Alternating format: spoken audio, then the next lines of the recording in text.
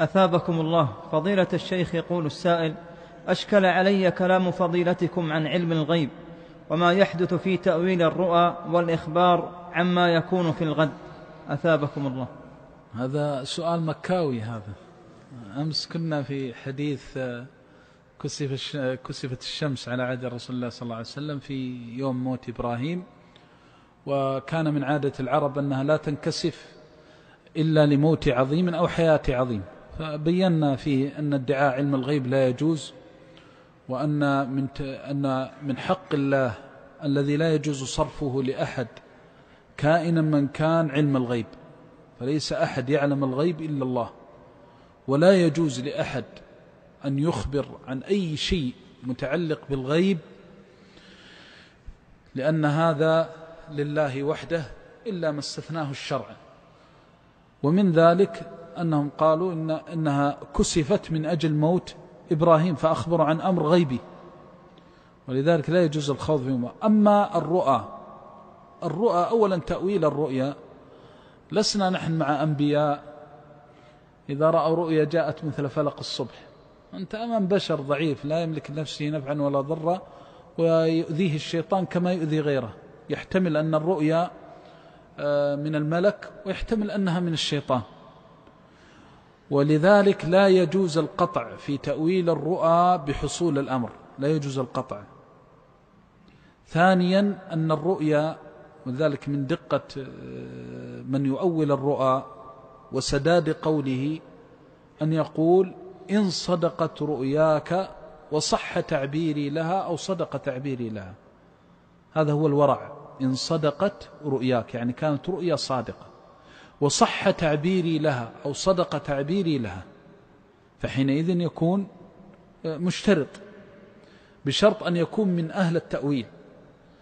فإذا جاءت رؤيا عن شيء في المستقبل، تقول مثلا: هذه تبشر أن إن شاء الله أن زوجتك ستلد، تبشر. لا تستطيع أن تقول أنها ستلد في اليوم الفلاني أو في الساعة الفلانية، تحدد، إنما هي شيء مجمل، لأن المجمل هو المبشر. مبشرات، النبي صلى الله عليه وسلم قال مبشر، تبشر من تبشر بوقوع أمر.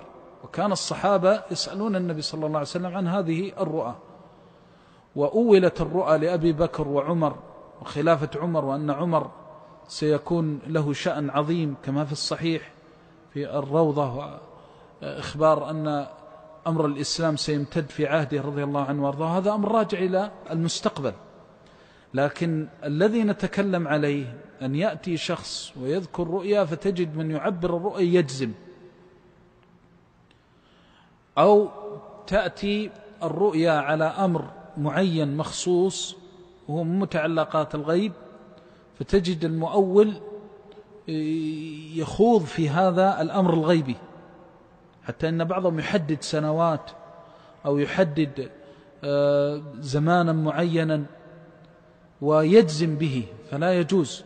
لكن يقول في الرؤيا ما يدل على كذا وكذا، لا أدري هل تقع، هل هي صادقة وتقع ويصح تعبيري لها أو لا.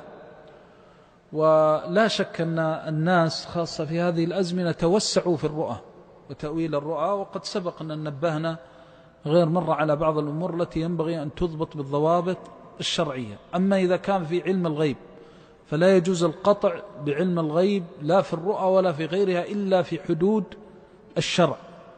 أمر علم الغيب أمر عظيم لا يجوز لأحد أن يخوض فيه. يأتي الواحد ويقول له: والله يا فلان أنت سيكون لك شأن عظيم في المستقبل. حتى في الأخيار يعبث بهم الشيطان. من الذي يدرك شأن عظيم؟ ما يدرك أنه أجله قبل مغيب شمس يومه. أي شأن عظيم وأي مستقبل؟ أنت بنفسك ما تدري ما الذي يجري لك.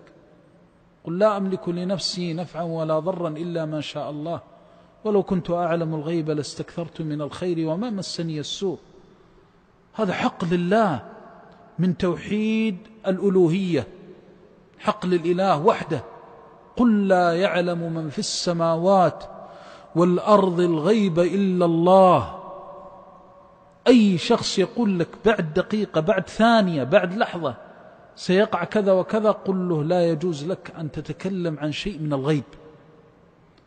دخل أحد العلماء الموفقين على خليفة فوجده مهموما مغموما، فسأل عن سبب ذلك، قالوا له إن المنجم والمرجم فلان قال له إنه سيعيش كذا ويموت. فقال يا أمير المؤمنين ادعو هذا المنجم، ادعوه. جاء قال له أنت الذي تزعم أن أمير المؤمنين سيموت بعد كذا؟ قال نعم. قالوا ما يدريك؟ قال هذا الذي وجدته. قال طيب أنت كم عمرك؟ متى ستموت؟ فحسب حسبته وقال سيموت بعد كذا وكذا. قال يا أمير المؤمنين اضرب عنقه حتى يظهر لك أنه صادق. فقتله من ساعة، لأنه ادعى علم الغيب يجوز قتله بإجماع العلماء، كافر مرتد. فلما ضرب عنقه ارتاح، لا بعد سنة ولا بعد يوم، صلى الله العافية. فهذه من الأراجيف التي يعبث بها شيء. حق لله لا يجوز لأحد أن يتكلم في شيء من علم الغيب، ولا يجوز فتح هذه القنوات التي تتكلم عن التنجيم والأبراج، لا يجوز لك أن تفتحها، ولا يجوز لك أن تتصفحها ولا تنظر فيها إلا في حالة واحدة، أن تكون من أهل العلم، من أجل أن تبين خطأها وخللها، وإذا بينت للعامة لا تبين بطريقة يفتنون به.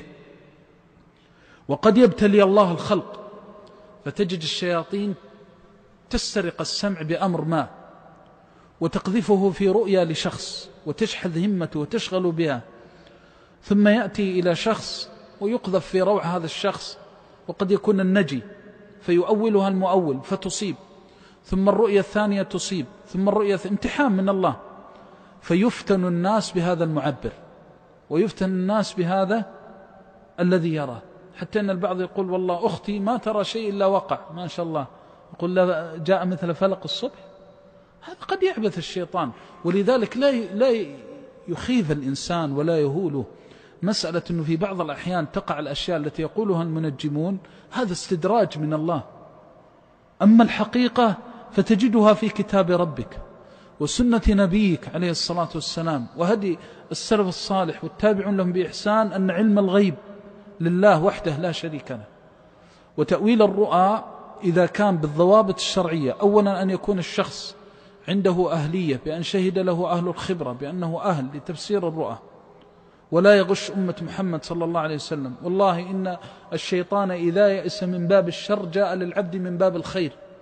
بعض الأخيار يأتي، وجاءني شخص وقال لي يا شيخ والله جاءني واحد وأخبرني بكذا وكذا، وأنا فتح الله علي في تأويل الرؤى. قلت اصبر يا أخي، تقول فتح الله، تشهد على ربك أنه فتح عليك، من أين اطلعت هذا علم الغيب؟ هذا من أين وجدته؟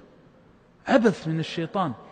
قد يصيب مرة مرتين، وقد يقذف في قلبه، وقد يكون من استدراج الشيطان له يقذف في قلبه يصيب في تأويل رؤيتين أو ثلاث، ثم ينفتح في تأويل الرؤى وهو لم يأخذ ذلك عن أهل العلم به، ولم يشهد له أهل العلم به أنه أهل لذلك، فيخرج إلى الناس لابس ثوبي زور والعياذ بالله، متشبعا بما لم يعطى، غاشا لأمة محمد صلى الله عليه وسلم، وسيقف بين يدي الله يسأل عن كل ما قاله في تأويل الرؤى.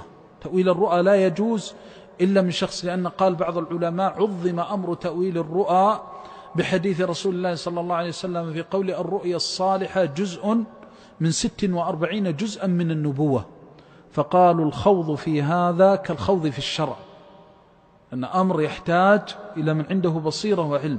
مسألة فتح الله علي والكذب على الله وإشعار من يسمع إليه أنه ذاك الرجل، هذا كله لا يجوز. ويجوز أيضا بعض الإخوة يأتي إلى شخص ويذكر له رؤيا فيفسرها له، ثم ينطلق إلى إخوانه ويقول لهم فلان ما شاء الله يؤول الرؤى، فلان ما شاء الله تبارك الله جيد في الرؤى. هذه تزكية. احذر من اللسان، وهل يكب الناس في النار إلا حصائد ألسنتهم. لا تزكي أحدا، لا تغش الأمة، لا تقل فلان يعرف الرؤى، ولا تزكي أحدا بشيء ما لم يشهد أهل العلم بذلك الشيء أنه أهل وأنه يصيب فيه. فهذا إذا كان الشخص يأتي ويؤول الرؤى ويسند أنه سيقع وهو ما عنده علم، فعنده مصيبتان: بإسناد أمر إلى الغيب أنه يقع، وثانيا أنه خاض فيما لا علم له، فغش أمة محمد صلى الله عليه وسلم وغش عامتهم. فلا يجوز لأحد أن يخوض في مثل هذه الأمور إلا عن علم ودراية. أو شهادة من أهل الخبرة بأنه أهل لذلك. وأما مسائل التأويل فلا يجوز القطع بتأويل شيء، نقول إن صدقت رؤياك وصح تعبيرها فكذا وكذا. في بعض الأحيان يكون من الواجب على المعبر أن ينكف ويسكت عن الخوض في تأويل الرؤى، هذا من النصيحة، بحيث يعلم أنه لو قال للشخص تأويلها أن الشخص سيفتن، ومن هنا يمتنع من تأويلها لمصلحة أو درء مفسدة، تحصيلا لمصلحة أعظم أو درء لمفسدة أعظم. ونسأل الله بعزته وجلاله وعظمته أن يعصمنا من الزلل. الحذر، كل الحذر من أي شيء ينسب للغيب، واعلم أن الخلق هؤلاء كلهم لا يحيطون بشيء من علم الله، وذلك أعظم آية في القرآن آية الكرسي، اقرأها تجد أكثرها في علم الغيب وأنه لله وحده، ولا يحيطون بشيء من علمه وسع كرسيه السماوات والأرض ولا يؤود حفظهما وهو العلي العظيم.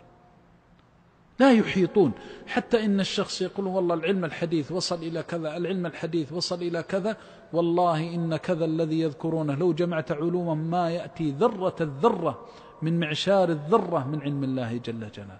لا يحيطون، يأتون إلى ظاهر الشيء، يعلمون ظاهرا من الحياة الدنيا وهم عن الآخرة هم غافلون. لا ينبئك مثل خبير.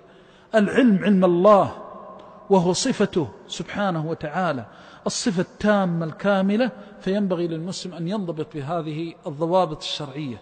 وعلى الأئمة والخطباء خاصة عند انتشار هذا الشر العظيم من الخوض في علم الغيب أن يحذروا الناس وأن يبينوا لهم حكم الله في مثل هذه الأمور، وأن يتأدبوا بآداب الشرع، وأن يبينوا لهم أن الخوض في مثل هذه الأمور فيه وعيد شديد في الشرع. ولذلك يقول صلى الله عليه وسلم: من أتى عرافا فصدقه فيما يقول فقد كفر بما أنزل على محمد. نسأل الله السلامة والعافية. لا يمكن، الذي أنزل على محمد لا يعلم الغيب إلا الله، وهو يقول لا هذا يعلم الغيب، كفر بما أنزل على محمد. يذهب ويبحث عن الجرائد والصحف التي فيها الطالع وفيها النجم، ثم يقول أنه مسلم ويقول أنه متبع للنبي صلى الله عليه وسلم، وكتاب ربه وسنة نبيه عليه الصلاة والسلام يبينان أن هؤلاء ليس عندهم من شيء، وهو يذهب ويبحث عندهم. لا قليل من الأمر ولا كثير، ولا ينبئك مثل الخبير البصير. اللهم ارزقنا حفظ حقك، اللهم ارزقنا حفظ حقك على الوجه الذي يرضيك، ونسأل الله أن يهدي ضال الأمة، والله تعالى أعلم.